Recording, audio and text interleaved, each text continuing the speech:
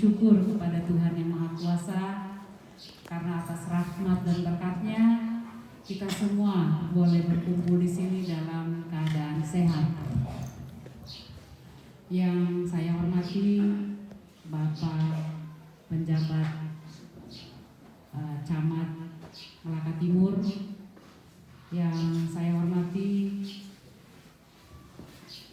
pengurus tim penggerak PKK tingkat Kabupaten Melaka, PLT, Ketua tim penggerak PKK tingkat Kecamatan Melaka Timur, yang sama saya hormati Bapak Penjabat Kepala Desa Numponi, yang saya banggakan Yayasan Mitra Tani Mandiri sebagai penyelenggara pelatihan ini, dan yang sama saya kasihi semua peserta pelatihan pencelupan benang untuk pembuatan tenun ikat di Desa Numponi yang hadir pada kesempatan ini. Singkatnya, semua hadirin yang saya hormati.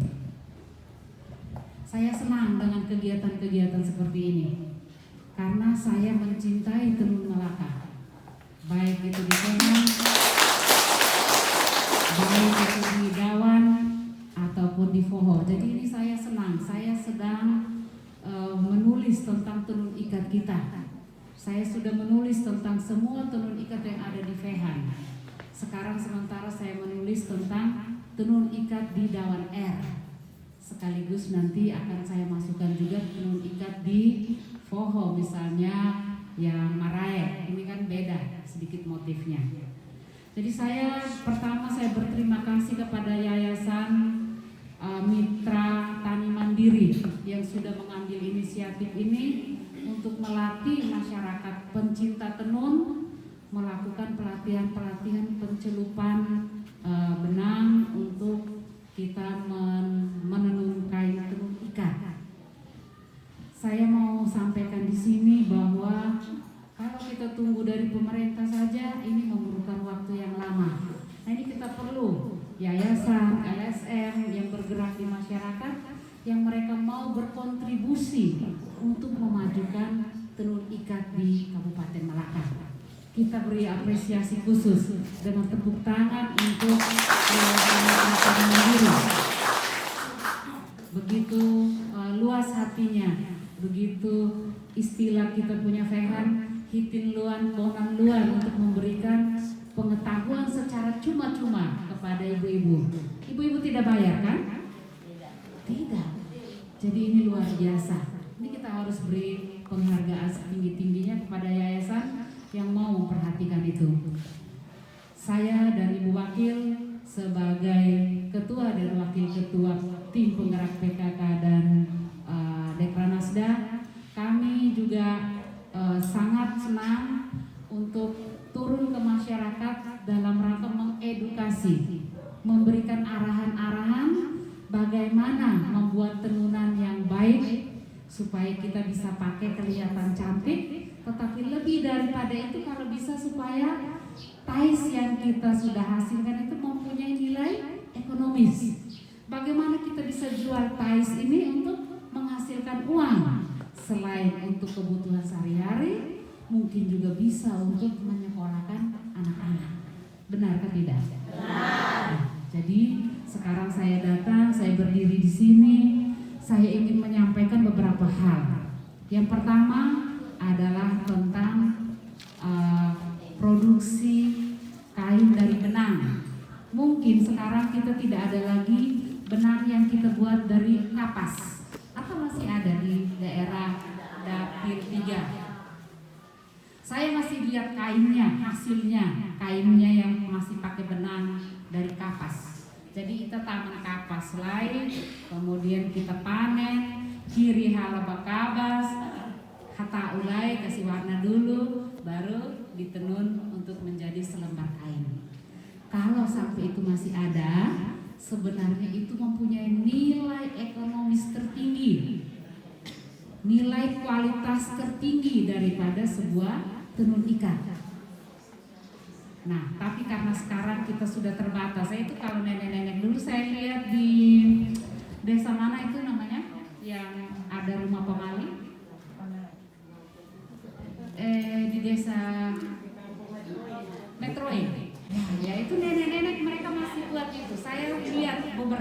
waktu yang lalu, bukan sudah lama, tapi baru beberapa bulan yang lalu saya sempat kunjung di sana dan saya sempat beli satu kain yang memang masih dari kapas asli. Dan itu warnanya memang sangat bagus, tidak pudar. Padahal itu saya rasa mereka sudah simpan dalam waktu yang lama. Ya, jadi itu sebenarnya nilai tertinggi, kualitas tertinggi daripada ties itu adalah harus dari benang aslinya. Karena kalau kita mau bahasakan ke Indonesia, ke bahasa Inggris, itu full cotton. Cotton itu artinya katun, kapas murni.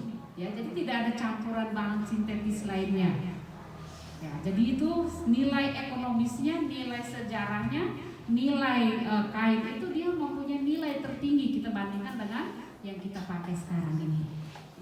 Yang kedua, apabila benangnya kita beli dari toko, kemudian kita mewarnai secara alami, kemudian baru diikat atau ditenun menjadi suatu ties. Nah, ini kualitasnya adalah di nomor 2.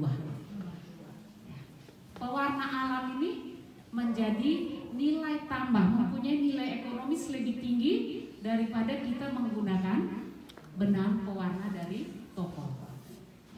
Supaya kita tahu dulu. Jadi kalau kita menenun, kita sudah harus pilih-pilih. Saya mau tenunan yang seperti apa? Ya, mau pakai benang yang mana, pewarna yang mana supaya hasilnya bisa kita jual dengan harga yang lebih tinggi. Yang ketiga, benangnya benang toko, kemudian kita kasih pewarna dengan pewarna toko, sehingga itu mempunyai nilai atau kualitas yang lebih rendah ya, sebenarnya. Ya. Jadi itu gambarannya. Nah, kemudian sekarang ini kita di dapil 3 terutama ini saya lihat ini lebih suka menggunakan pewarna alam. Nah, ini sangat bagus ya, tapi saya minta supaya pewarna alam ini jangan sampai nanti kita pakai kemudian dia luntur. Ini pelatihannya supaya tidak luntur atau hanya pewarna alam saja? Menggunakan pewarna alam dan tidak luntur. Ya, ini yang bagus supaya ini nilai jualnya juga lebih bagus ya. Karena kalau kita pakai pewarna alam tetapi tiesnya kita tidak bisa cuci, nah ini juga repot. Ya, karena kalau kita jual di luar Melaka, kita jual ke Kupang atau ke Jakarta, ke Surabaya. Nah, ini mereka pasti akan tanya, ini luntur kan? Tidak. Nah, kalau luntur kita jual dengan harga yang sedikit tinggi, mungkin mereka tidak mau beli. Ya, jadi karena tidak luntur, nah ini kita tinggal memperbaiki sekarang kualitas menenunnya. Bagaimana membuat sebuah tenunan supaya mempunyai nilai historis, nilai sejarah yang tinggi dan juga mempunyai nilai ekonomis yang tinggi. Saya menenun kain ini yang mama-mama pakai misalnya. Kita ada ties futus, tenun ikat, ada ties fofoil. Ya. Ada sekarang muncul lagi istilah tenun rua atau dan ties sui. Ada tenun ikat futus, ada dengan variasi sui. Ya. Ada yang fofoil, tetapi ada tenun ruanya. Jadi ini jenis-jenis kain ini semua bagus, bukan tidak baik. Tapi yang mempunyai nilai lebih tinggi lagi itu adalah ties futus, tenun ikat. Tenun ikat ini memang apalagi dengan suinya akan lebih mahal lagi. Ya, jadi itu supaya kita sadari bahwa kita mempunyai jenis ties yang memang kualitasnya luar biasa.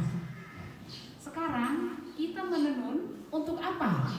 Untuk dipakai sehari-hari, untuk kita pakai jadikan baju, kita mau jadikan tas, sepatu, ya, atau kita mau pakai untuk membuat produk lainnya. Nah, ini kita juga sekarang sudah harus berpikir, ya, karena kalau kita pakai sehari-hari seperti Mama Dok Hameki ini tidak ada masalah, ya, karena kita sudah dari leluhur kita sudah menenun seperti itu.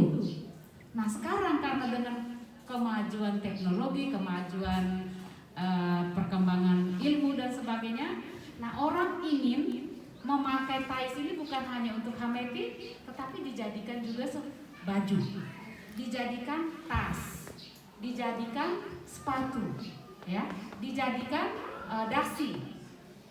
Ya, jadi ini kegunaannya menjadi lebih luas. Nah sekarang bagaimana? Apakah kita menenun satu kain tenun yang utuh seperti yang dipakai Bapak penjabat desa, kemudian kita potong-potong untuk jadikan baju? Kasihan, ya kan? Sayang, karena itu kan bikinnya juga susah.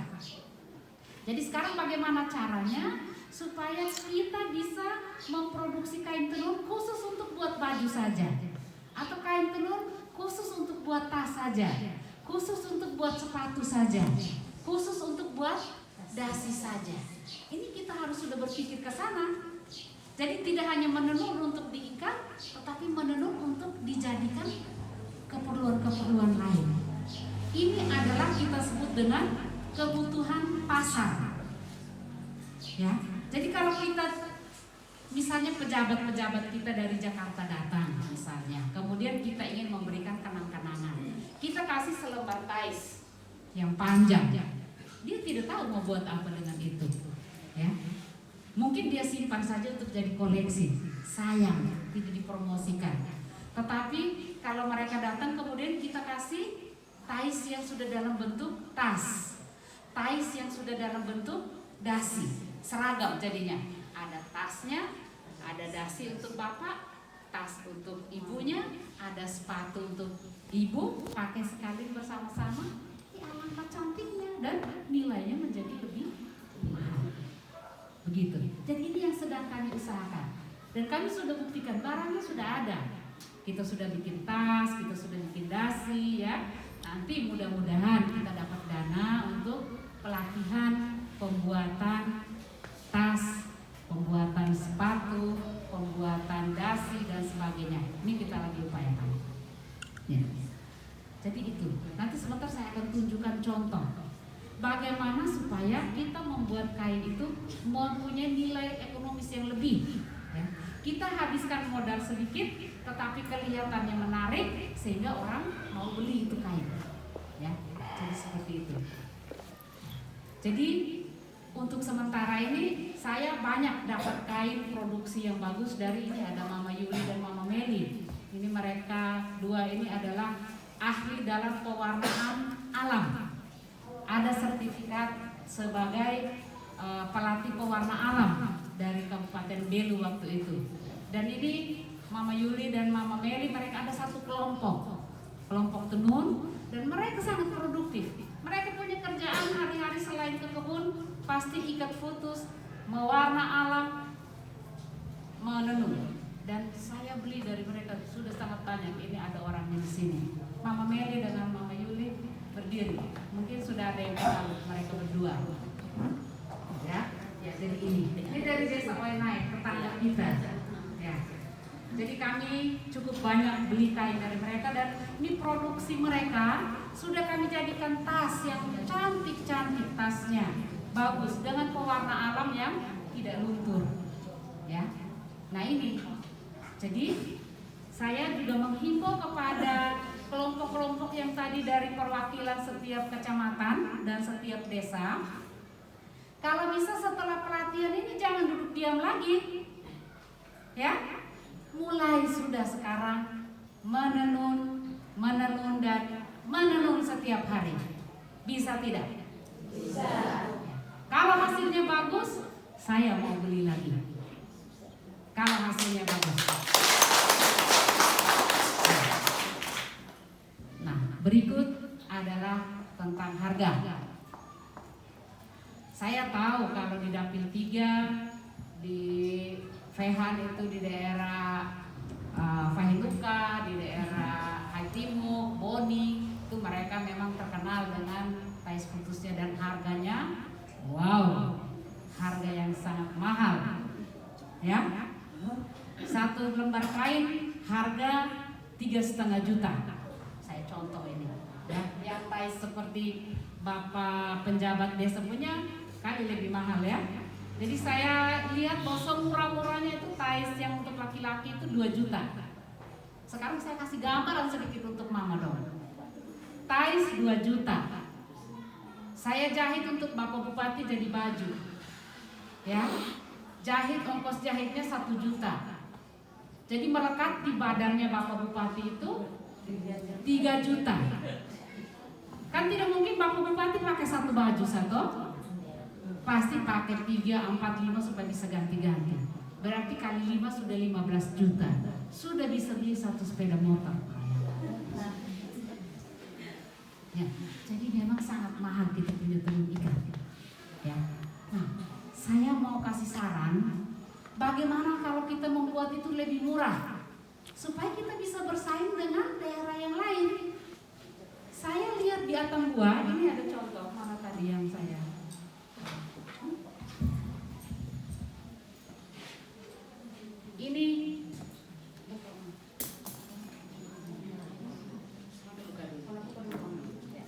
Ini dari Atambua, motif Atambua, ya.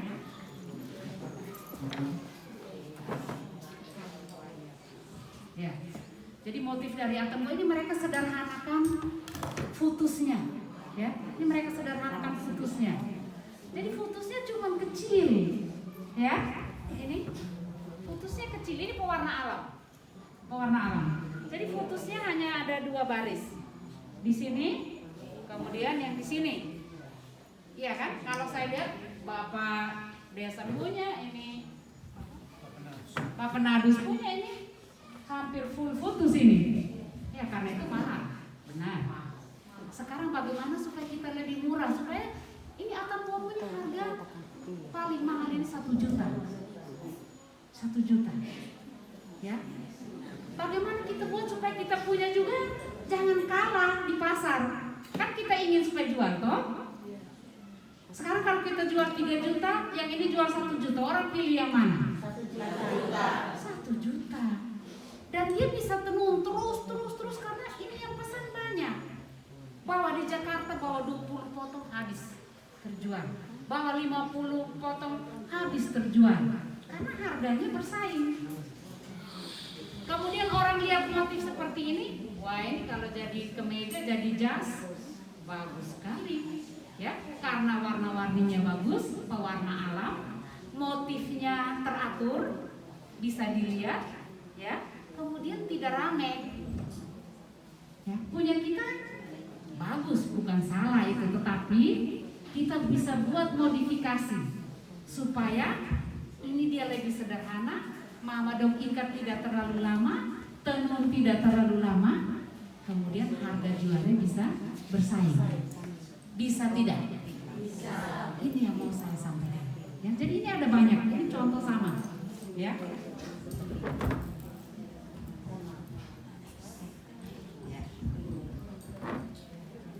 Ini juga sama, ya.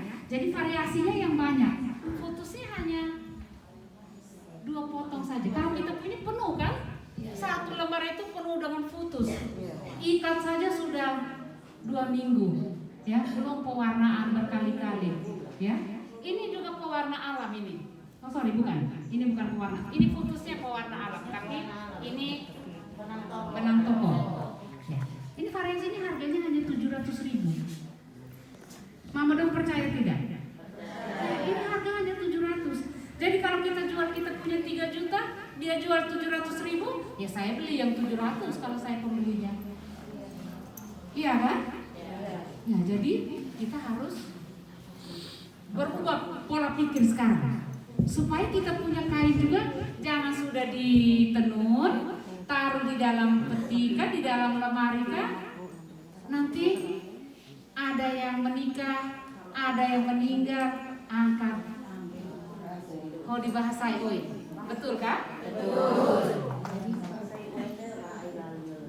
Yes. Karena mau jual, harga terlalu mahal. Saya juga kalau mau beli 3.500.000, saya pikir-pikir nanti melekat di badan saya 4 juta, 5 juta, ya kan? Jadi saya juga berpikir, nah ini nilai ekonomisnya, ya.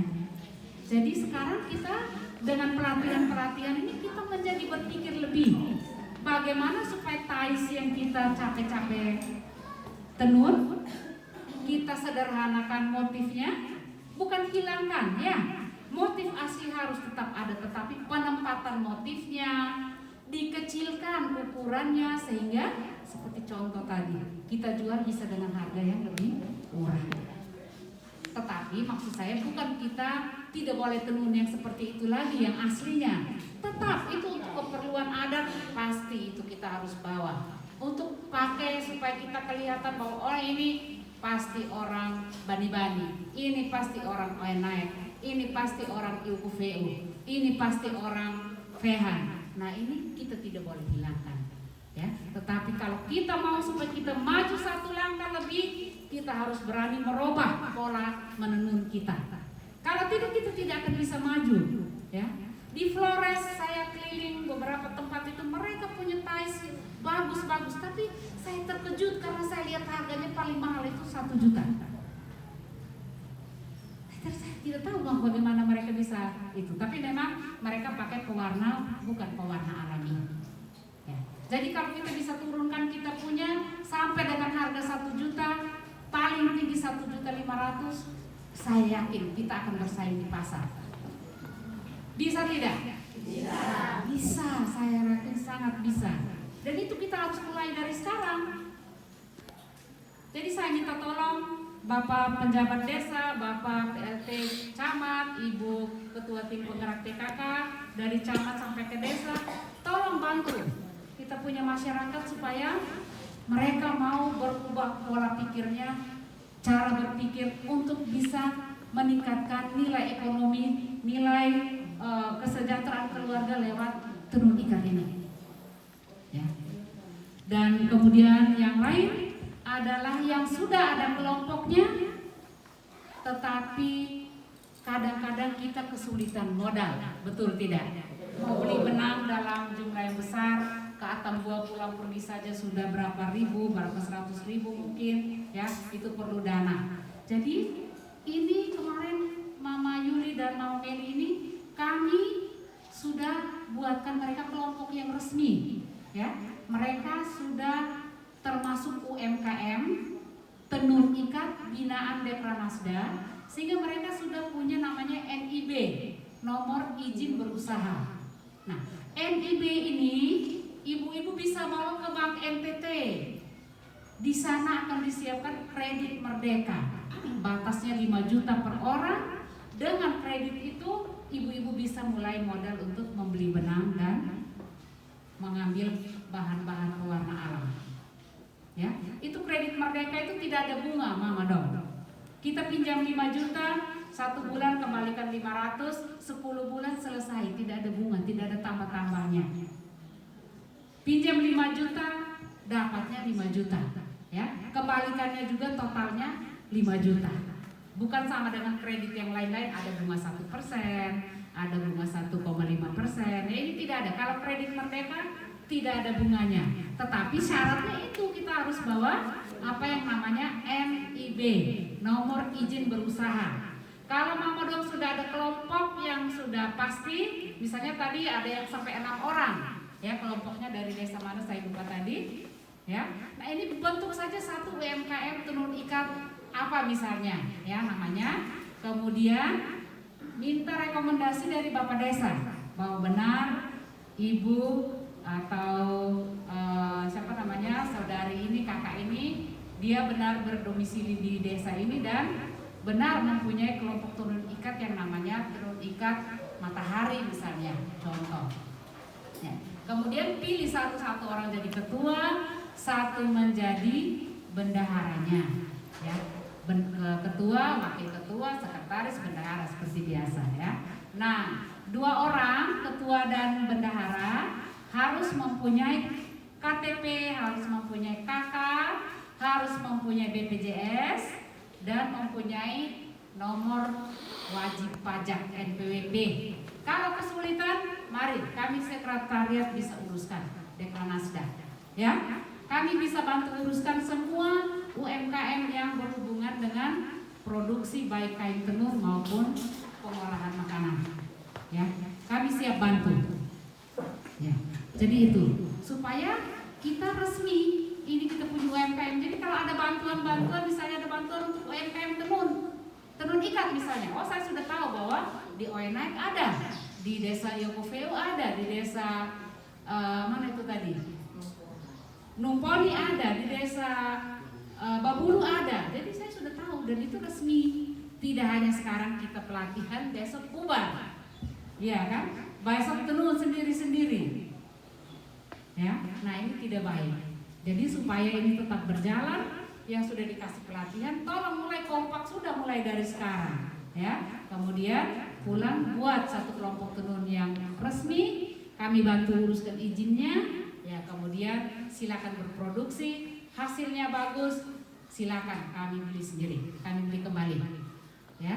Jadi seperti itu. Nah ini jadi saya sedikit banyak omong karena kita punya tenun ikat sekarang ini masih belum teratur, ya. Produksi pokoknya kita ini sudah kata nenek dong dari dulu seperti ini, jadi kami harus tenun begitu, kalau tidak pemali. Ada pemali kan tidak? Ada pemali? Tidak ada. Yang penting motifnya kita tidak buang, ya. Motifnya kita tidak hilangkan. Ini buktinya muncul tenun rua banyak-banyak ini, ya. Tapi motifnya masih tetap ikutin kita punya motif, ya. Silakan, yang penting dibuat yang bagus. Kemudian saya perlu juga yang tenun ikat untuk dasi. Untuk dasi ini kita tentukan lebarnya kira-kira 25 cm. Ya, selendang itu ukurannya 25 cm. Panjangnya itu kira-kira 1,5 meter. Itu untuk dasi. Ya. Jadi apapun motifnya, buatlah motif yang kecil-kecil, jangan terlalu besar. Kalau motifnya besar begini untuk dasi tidak cocok, ya. Tetapi kalau motifnya kecil-kecil, dia bunganya kecil-kecil. Nah ini seperti ini. Ini bisa kita pakai untuk dasi. Ini motifnya buat kecil saja. Yang samping-sampingnya variasi karena ini nanti yang akan ada di tengah-tengah dasinya. Ya, jadi seperti itu. Panjangnya harus 1,5 meter. Ya, 1,70 itu 170 cm itu lebih bagus karena lebih untuk diikat dia lebih lebih ujungnya masih bisa dapat, ya. Nah kemudian lebarnya harus 25 cm sehingga masih bisa dilipat, dasinya jadi sama seperti dasi yang di toko, ya. Ini kalau kita buat dasi ini kecil, dia terlalu kecil kalau sudah dilipat, ya. Tapi motifnya seperti ini. Cukup satu motif saja di tengah, yang samping-samping ini variasinya supaya dia jadi lebih lebar saja. Ya. Nah, jadi sisa-sisanya nanti kita bisa bikin sepatu. Karena untuk bikin sepatu perlu sedikit sah untuk dia punya atas, ya. Dasarnya kita tetap pakai bahan toko, tapi atasnya kita variasi. Jadi sekali orang itu pakai, suaminya ada di samping, ibunya ada di sebelahnya, dasinya seragam dengan selendang mamanya, jasnya bapak sama dengan gaun mamanya, sepatu mamanya juga seragam dengan tasnya. Jadi satu set. Iya toh? Cantik tidak? Cantik. Jadi sekarang mari kita coba berbuat yang lebih cantik karena kita sudah cantik. Kita buat yang lebih cantik supaya kita lebih cantik lagi. Setuju tidak? Setuju. Mari sekarang kita mulai berubah pola kerja kita sehingga ke depan kalau bisa, kalau muncul di sana, woi itu pasti orang Melaka dengan semua seragamnya, tampilannya yang wah, yang bagus, yang seragam dan kelihatannya elegan, bagus sekali. Ya jadi itu beberapa hal yang ingin saya sampaikan. Jadi saya kira saya tidak memperpanjang lagi, saya sudah banyak omong, mulai dari kita produksi benang sampai dengan bagaimana supaya kita punya nilai jual, ya. Saya kira sudah cukup. Nanti ada yang mau bertanya atau mau menyampaikan usul saran, silakan nanti mungkin MC akan memberikan kita waktu. Jadi sebagai akhir kata, saya ucapkan terima kasih sekali kepada Bapak Penjabat Desa Numponi bersama seluruh warga yang ada di sini yang sudah menyambut kami dengan luar biasa, dengan urainya. Ya, mudah-mudahan kita semua selalu dalam keadaan sehat supaya kita bisa membangun Rai Malaka menjadi Malaka yang lakateles. Terima kasih banyak dan selamat siang, salam sehat untuk kita semua.